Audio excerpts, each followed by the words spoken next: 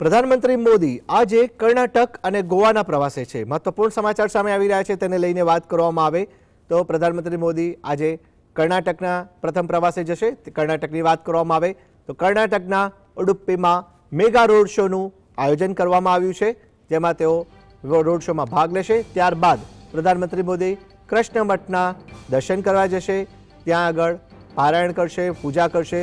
લક્ષ્મણ ગીતા પારાયણમાં પ્રધાનમંત્રી મોદી ભાગ લેશે અને ત્યારબાદ એક વિશાળ જનસભાને પણ સંબોધન કરશે। ત્યારબાદની વાત કરવામાં આવે તો તેઓ કર્ણાટક બાદ ગોવાના પ્રવાસે જશે અને ગોવાને લઈને વાત કરવામાં આવે તો ગોવામાં શ્રી રામની પ્રતિમાનું અનાવરણ કરશે।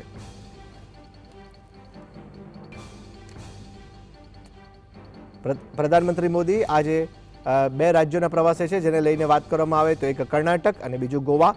કર્ણાટકની વાત કરવામાં આવે તો કર્ણાટકમાં ઉડુપીમાં મેગા રોડ શોનું આયોજન, ત્યારબાદ કૃષ્ણ મઠના દર્શન અને ત્યારબાદ તેઓ શ્રી લક્ષ્મણ પારાયણમાં ભાગ લેશે અને ત્યારબાદ જનસભાને સંબોધન કરશે। આ સાથે જ કર્ણાટકના કાર્યક્રમ બાદ તેઓ ગોવાની મુલાકાત લેશે અને ગોવામાં ભગવાન શ્રી રામની પ્રતિમાનું તેઓ અનાવરણ કરશે।